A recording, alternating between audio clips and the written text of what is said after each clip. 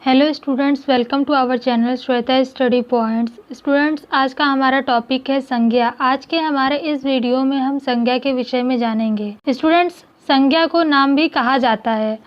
जिन विकारी शब्दों से किसी व्यक्ति, स्थान, प्राणी, गुण, काम, भाव आदि का बोध होता है, उन्हें संज्ञा कहते हैं।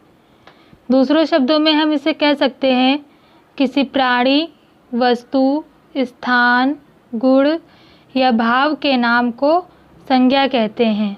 जैसे मोर, घोड़ा, अनिल, किरण, जवाहरलाल नेहरू, अनार, रेडियो, किताब, संदूक आदि शब्द नाम वाले शब्द हैं, अतः यह संज्ञा कहलाए जाएंगे। संज्ञा के 5 भेद होते हैं। पहला व्यक्तिवाचक संज्ञा, दूसरा जातिवाचक संज्ञा, तीसरा भाववाचक संज्ञा, चौथा समूहवाचक संज्ञा, पांचवा द्रव्यवाचक संज्ञा। स्टूडेंट्स, आइए अब जानते हैं व्यक्तिवाचक संज्ञा के विषय में। जिन शब्दों से किसी एक ही वस्तु, व्यक्ति या स्थान आदि का बोध होता है, उन्हें व्यक्तिवाचक संज्ञा कहते हैं। जैसे राम, गांधी जी, गंगा, काशी इत्यादि। राम, गांधी जी कहने से एक एक व्यक्ति का, गंगा कहने से एक नदी का और काशी कहने से एक नगर का बोध होता है। इन शब्दों से एक ही वस्तु का बोध होता है, अतः ये सभी व्यक्तिवाचक संज्ञा हैं। स्टूडेंट्स, जिन शब्दों से किसी एक ही प्रकार की अनेक वस्तुओं अथवा व्यक्तियों का बोध होता है, उन्हें जातिवाचक संज्ञा कहते हैं। जैसे मनुष्य, घर, पहाड़, नदी इत्यादि।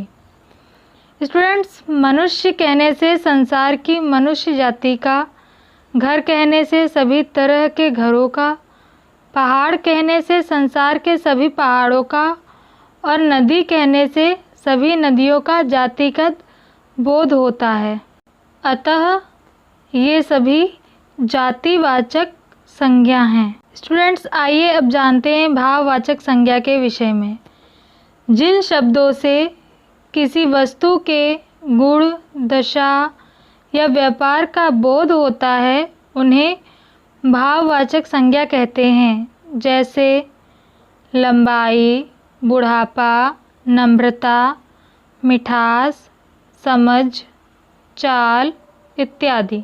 गुण या धर्म के अर्थ में मिठास, खटास, रसीला, कड़वाहट, सुंदरता, कुशाग्रता, बुद्धिमत्ता आदि जैसे शब्द आते हैं।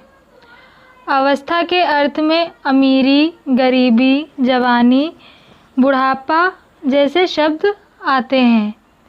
दशा के अर्थ के अंतर्गत उन्नति, अवनति, चढ़ाई, ढलान इत्यादि शब्द आते हैं। भाव के अर्थ में मित्रता, शत्रुता, कृपणता इत्यादि शब्द आते हैं।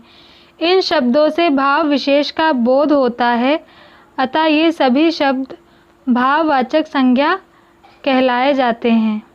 समूहवाचक संज्ञा संज्ञा का चौथा भेद है।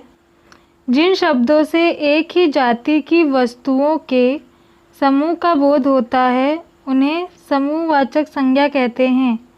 जैसे कक्षा, कक्षा से विद्यार्थियों के समूह का बोध होता है, अतः यह समूहवाचक संज्ञा है।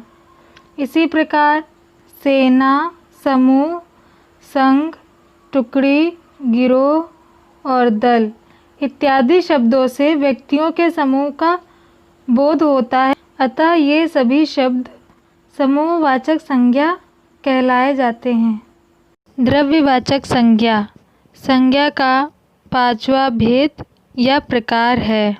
जिन शब्दों से किसी ऐसे पदार्थ या द्रव्य का बोध होता है जिसे हम नाप तौल सकते हैं लेकिन गिन नहीं सकते, उन्हें द्रव्यवाचक संज्ञा कहते हैं। सोना, चांदी, लोहा, तांबा, पीतल आदि वस्तुओं को हम नाप तौल तो सकते हैं, लेकिन इन्हें गिन नहीं सकते। अतः ये सभी वस्तुएं द्रव्यवाचक संज्ञा हैं। इसी प्रकार दूध, दही, घी, तेल, पानी आदि वस्तुएं हम नाप तौल तो सकते हैं, लेकिन इन्हें भी गिन नहीं सकते। अतः ये सभी द्रव्यवाचक संज्ञा हैं। स्टूडेंट्स, अगर आपको मेरी वीडियो पसंद आई हो तो वीडियो को लाइक और शेयर ज़रूर करें। चैनल को सब्सक्राइब करना ना भूलें। साथ ही बेल आइकन को ज़रूर दबाएं, जिससे कि आपको मेरी आने वाली वीडियो की नोटिफिकेशंस मिल सके।